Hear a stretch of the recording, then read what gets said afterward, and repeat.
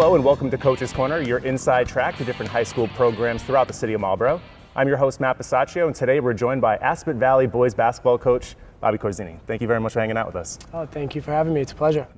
You're just fresh off of a big 15-point comeback last night. Your team came back, what was it? You were down 36-21 at the half, and you ended up winning 60-52, right? Yes, yeah, it was an interesting game. We were short one player in our rotation, so really we were working with the number 6. We had 6 guys to rotate into the lineup last night, and we knew St. Bernard's was going to be a really good shooting team. And normally I would never play a zone against a good shooting team. I would stay in man-to-man, but because I knew we had a limited bench, we started off in a zone, and they really made almost every three-point shot they took. So at the end of the half, we kind of had to make the adjustment to come out of our zones and play a little more man, and it worked well for us in the second half. Yeah, it was a really great game. It really was. It was great to watch here in the stands. But before we get too much into right now and what's going on this season with the club, let's talk a little bit about you, introduce you to the community for those that might not be very familiar with you. Talk to me a little bit about how you came up with the game of basketball and what drew you to it. So I grew up on the east side of Worcester, and the community center in my neighborhood was Friendly House in Worcester.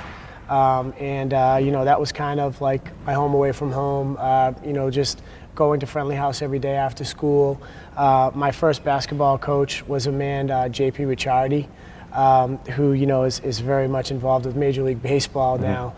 And at the time, he was a scout for the Oakland A's. Wow. But he was from the east side of Worcester, and so he loved kids and he loved athletics, and he was working at this neighborhood community center, Friendly House, and really giving just kids in the neighborhood a place to play, hang out. And so I had a really good mentor as a kid growing up in Mr. Ricciardi, and just playing basketball for him at Friendly House was a great experience. And you tried to make the all-star teams, and I was fortunate enough to make all-star teams there and travel to like New York and Pennsylvania and Tenafly, New Jersey on buses that could barely make it there, but we got there and we played, and we enjoyed every minute of it, and it was a really great place. So that's where I started playing basketball as a kid. That's great. Do you remember as a kid, when you got a little bit older, if there was one coach that stuck out to you, or a coach that maybe made you think to yourself, man, I want to be a coach someday because of that guy? Yeah, so I was very fortunate enough to have amazing coaches throughout my whole basketball career, right from the start. Every single one of them really taught me something about the game of basketball and life. But like I said, at Friendly House, Mr. J.P. Ricciardi, and then I went to high school at St. Peter Marian. And, I played for 2 coaches at St. Peter Marian that were very influential. Mr. Bill Walker, who's now the head coach of West Boylston High School. He really spent a lot of time with us working on fundamentals and just created that passion for basketball that we all still have, all the guys that played for him. I was very fortunate to play for Mr. Marvin Safford, who is, a Worcester basketball legend.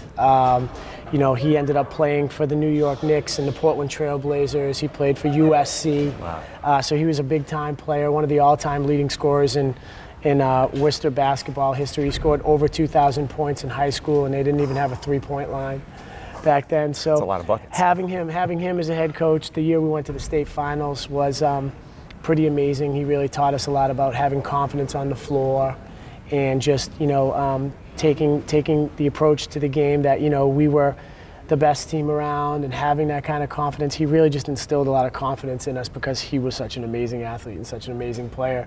We felt like as kids, when we had Marvin with us, we're unbeatable. It's a lot to live up to. Yeah. What about you? What type of coach do you see yourself as? We all know that there are those types of coaches out there that scream and holler, and that's how they get their message across. Some are a little bit kinder, a little bit more of a player's coach. Where do you see yourself falling? I think I'm more of a player's coach. I've learned a lot over the years. I've had a lot of assistant coaching roles over my time, and so when I graduated from Clark University, I played basketball there for 4 years. I was very fortunate to play 4 years for Mr. Paul Phillips, who recently announced his retirement at Clark University. But we went to the Elite Eight, we went to the Sweet 16 with him, and he was very much an intense screamer. These are the rules, and this is the way it has to be, and if you're not going to do it this way, get out kind of coach.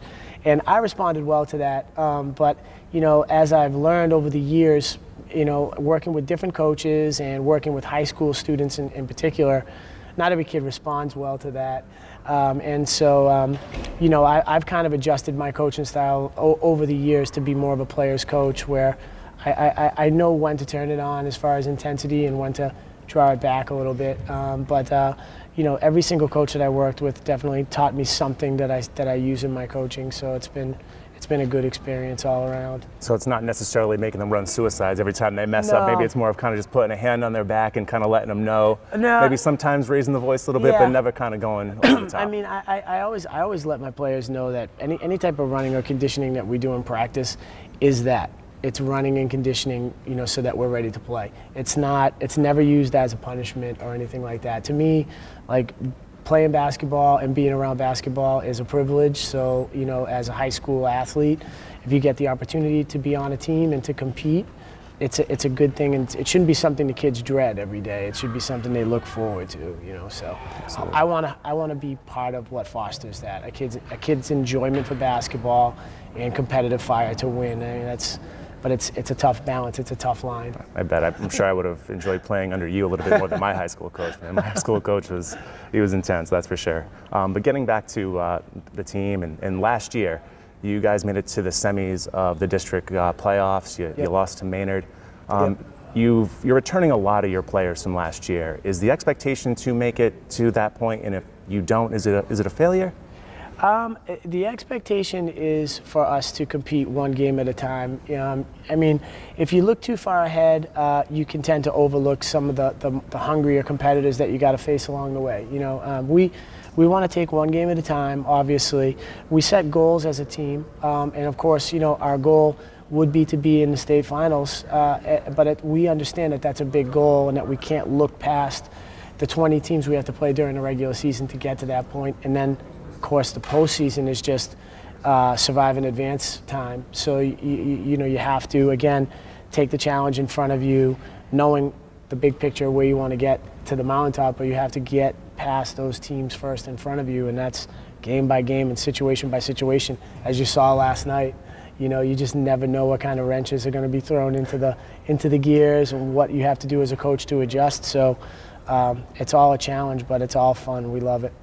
As I said, you're returning most of your team from last year, but you are without, surprisingly, DJ Bass. Yes. Now, was it a shock to you to hear that news? Were you expecting him to play? And if you were, how do you now fulfill or replace his productivity?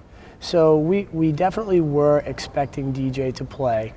DJ decided not to play for personal reasons. It was a blow to all of us because we all love DJ. We still do. I still consider DJ part of the basketball family here. And basically, we accepted that as a team. We all had a hard time with it in the beginning. But then we kind of took on a next man up kind of attitude. And really, the guys have responded exceptionally well. I mean, some of our younger players have really amazed me so far. I mean, Tyler Dossis, who, in my opinion, and in Coach Silk's opinion, I know for a fact, is the best baseball player here at Assabet. And, he plays basketball, and we weren't sure, what we were going to get out of Tyler this season in particular. We knew next year he was going to be very important. But this year, with the absence of DJ, now he understands he has more of a role as far as being a guard that comes off the bench and provides a spark. And he's done that every single game so far that we've had. And even last night, I mean, one of our sophomore players who is, swinging this year, playing JV and varsity, we put him in the game and had him guard the best player on St. Bernard's, Xavier Morales. We had him guard the best player in St. Bernard's, number 12, and he did an awesome job, and he came in there and, here's a guy that finished the game with 31 points, but we put Xavier on him for those last, 8 minutes, and I think it was hell for him. I think Xavier did an amazing job, and I told him that. He sure did. Let's get to a couple of your other star players real quick before we finish up. Sure. First, Jeff Hunter. I mean, what's the ceiling for a kid like that? He's obviously got the size. He can shoot, he's smooth, and it seems like he has a wonderful temperament too. He does. He's what coaches call he has a very high coachability level.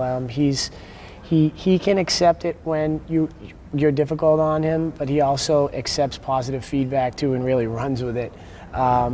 He's been a pleasure to coach. I've had him now. This is our second season together. And, Jeff is just, really the sky's the limit. He has a lot of schools that are very interested in him right now. Like over 30 Division III schools are very interested, and I would consider him to be their #1 recruit. He's had a few Division II schools kind of show some interest. I know Franklin Pierce showed some interest. Assumption showed some interest in him. Southern New Hampshire University. So he's a solid student. He's an excellent basketball player, and hopefully he has a tremendous year this year so that he can really showcase everything that he can do as a player. Like last night in the St. Bernard's game, you saw he stepped out and shot some threes. And yes, he's our big guy, but I don't cringe when Jeff shoots threes because I know he's skilled enough to do that. Yeah. He can handle the basketball a little bit. He's not our primary ball handler, but if he has to take a few dribbles or spot up for that open three-point shot or even that 15-footer around the basket, he can really do all of those things, and I just like to give him the freedom to do it. Well, so. It's impressive to see a kid that young that has that kind of size to have the type of coordination that he does. Yeah. And like I said, the temperament. I remember last night, a couple of the star players from St. Bernard's, they're pushing him, shoving him, trying to get underneath his skin, but he wouldn't give in. Right. No, and I was really proud of him last night, and actually, I was just proud of the whole team overall last night because a lot of teams being down that much at halftime, wouldn't have come back and put forth such a battle like we did. We really turned up the heat defensively, and they made it happen on the defensive end of the ball. And really, that's what you have to hang your hat on. Any good team has to rely on their defense. You have nights where you just can't throw the ball in the ocean, and the other guys are hitting everything. And last night was kind of one of those nights for us. And I was really proud of the way the guys held it together and came back and battled defensively to get the W. It was a special night. It was a good game, great game. We talk about Jeff Hunter and his temperament. Now you have on the other side of that coin, you have a kid like Jerry McManus who wears his emotions on his sleeve. Yes. Does that ever become an issue as far as his coachability and his leadership maybe with the rest of the guys on the team, or is it something that inspires his teammates? Jerry is a very talented player. And Jerry and I have a good relationship, as far as I understand the type of player that he is, and I understand he's emotional out there. And like you said, he does wear his heart on his sleeve. The problem is a lot of the schools we play and a lot of the officials that are involved with our games don't quite understand that as well as I do. But however, he's a great kid, and, he's another kid that some schools have shown some interest in. And all I really want for these guys, if they have it in their heart to play at the next level, I want to be able to give them the stage so that they can have that opportunity. And when Jerry has the stage, because for him this is a place that he's performing out here. He's a very gifted player in the sense that he can score, but he can do it in an unselfish way. While he can score 40 points like he did against South, he can also get 10 assists and 8 rebounds. And 4 steals. That's special. A lot of players can't do that. And so, for him, he's definitely a leader on the floor for us. And we just want to make sure that he's using his talent, his gifts to make us better. Yeah. Well, if he continues to play as hard as he did last night and the team does as well, I'm sure that we'll be talking later on this year and going into March, that's for sure. Yeah, absolutely. All right. Absolutely. We look forward to it. Yeah, I look forward to it too. Well, thank you very much for your time. Great. We'll see you next time, all right? Okay, thank you. That'll do it for this episode of Coach's Corner. We'll see you next time.